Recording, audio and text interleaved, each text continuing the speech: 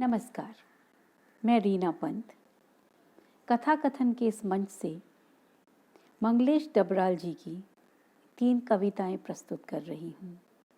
पहली कविता जिसका शीर्षक है घर।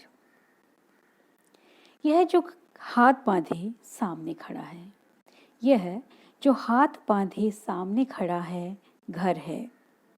काली काठ की दीवालों पर सांप बने हैं, जिन पर पीठ टेकने के निशान हैं।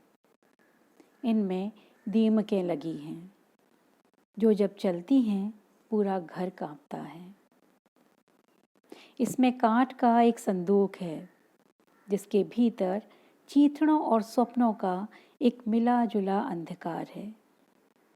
इसको पिता ने दादा से प्राप्त किया था और दादा ने खुद कमाकर। घर जब टूटेगा, बक्स तभी उठेगा। कई बच्चे बड़े हुए इस घर में, गिरते पड़ते आखिर खाने कमाने की खोज में तितर बितर होते हुए। यहाँ कुछ मौत हुई, कुछ स्त्रियां रोई इस तरह कि बस उनका सुबकना सुनाई दे। यहाँ कुछ मौत हुई, कुछ स्त्रियां रोई इस तरह कि बस उनका सुबकना सुनाई दे। कुछ बहुत पुरानी चीज़ें अब भी बचती हैं घर में। दिन भर लकड़ी ढोकर माँ आग जलाती है। पिता डाक खाने में चिट्ठी का इंतज़ार करके लौटते हैं हाथ पाँव में दर्द की शिकायत के साथ। रात में जब घर कांपता है, पिता सोचते हैं, जब मैं नहीं रहूँगा क्या होगा इस घर का। मेरी दूसरी कविता है सबसे अच्छी तारीख। जरा सा आसमान, जरा सी हवा, जरा सा आसमान, जरा सी हवा, जरा सी आहट बची रहती है इन तारीख में। जरा सा आसमान, जरा सी हवा, जरा सी आहट बची रहती है हर तारीख में।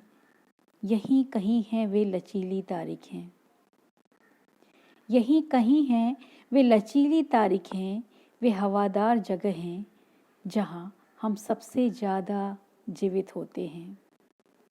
शब्दों को स्वाद में बदलते हुए, नामों को चेहरों में और रंगों को संगीत में। वर्ष अपनी गठरी में लाते हैं असंख्य तारीखें, वर्ष अपनी गठरी में लाते हैं असंख्य तारीखें और उन्हें फैला देते हैं पृथ्वी पर। तारीखें तनती हैं तमतमाए चेहरों की तरह। इतवार की तमाम तारीखें घूरती हैं लाल आँखों से। तारीखें चिल्लाती हैं भूख, तारीखें चिल्लाती हैं भूख, तारीखें मांगती हैं न्याय। कुछ ही तारीखें हैं जो निर्जन रहती हैं पुराने मकानों की तरह। कुछ ही तारीखें हैं जो निर्जन रहती हैं पुराने मकानों की तरह। उदास काली खोखली तारीखें, जिनमें शेष नहीं है ताकत, जो बर्दाश्त नहीं कर पाती बोझ। कुछ ही तारीखें हैं जो पिछले महीनों, पिछले वर्षों की तारीखें हैं, नदी के किनारों पर झाग की तरह छूटी हुई। कुछ ही तारीखें हैं जो पिछले महीनों, पिछले वर्षों की तारीखें होती हैं, नदी के किनारों पर झाग की तरह छूटी हुई। सबसे अच्छी तारीख है वह, सबसे अच्छी तारीख है वह, जिस पर टंगे रहते हैं घर भर के धुले कपड़े।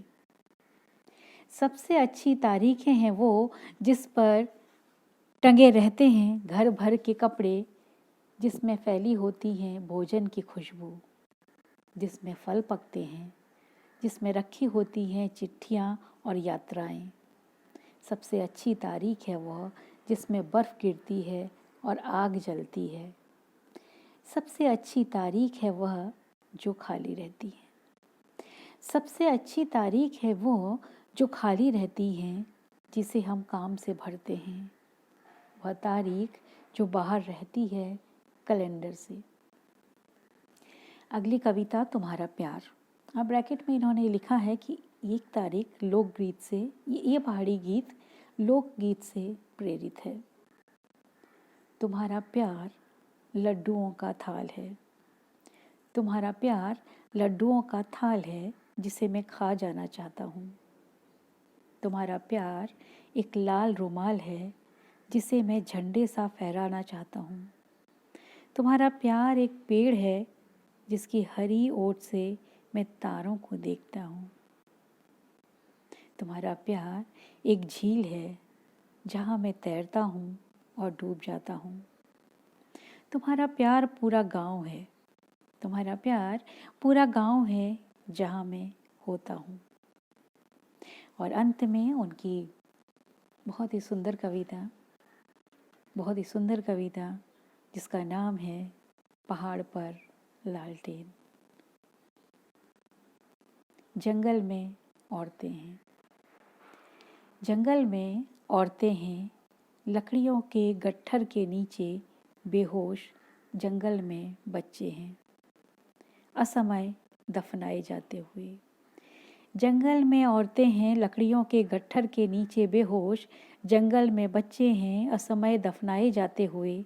जंगल में नंगे पैर चलते बूढ़े हैं, डरते खांसते अंत में गायब हो जाते हुए। जंगल में लगातार कुल्हाड़ियाँ चल रही हैं। जंगल में सोया है रक्त। धूप में तपती हुई चट्टानों के पीछे वर्षों के आर्तनाद हैं और थोड़ी सी घास है, बहुत प्राचीन, पानी में हिलती हुई। अगले मौसम के जबड़े तक पहुँचते पेड़ रातों रात नंगे होते हैं। सुई की नोक जैसे सन्नाटे में जली हुई धरती करवट लेती है और एक विशाल चक्के की तरह घूमता है आसमान। एक विशाल चक्के की तरह घूमता है आसमान जिसे तुम्हारे पूर्वज लाए थे यहाँ तक। वह पहाड़ दुख की तरह टूटता आता है हर साल। सारे वर्ष, सारी सदियाँ बर्फ की तरह जमती जाती हैं निस्वप्न आँखों में। तुम्हारी आत्मा में चूल्हों के पास पारिवारिक अंधकार में बिखरे हैं तुम्हारे लाचार शब्द, अकाल में बटोरे गए दानों जैसे शब्द। दूर दूर एक लालटेन जलती है पहाड़ पर, एक तेज आग की तरह टिमटिमाती, धीरे धीरे आग बनती हुई। देखो अपने गिरवी रखे हुए खेत, बिलखती स्त्रियों के उतारे गए गहने। देखो भूख से बाढ़ से महामारी से मरे हुए सारे लोग उभर आए हैं चट्टानों से। दोनों हाथों से बेशुमार बर्फ झाड़कर अपनी भूख को देखो जो एक मुस्तैद पंजे में बदल रही है। दोनों हाथों से बेशुमार बर्फ झाड़कर अपनी भूख को देखो जो एक मुस्तैद पंजे में बदल रही है। जंगल से लगातार एक धार आ रही है और इच्छाएं दांत पैने कर रही हैं पत्थरों पर। धन्यवाद।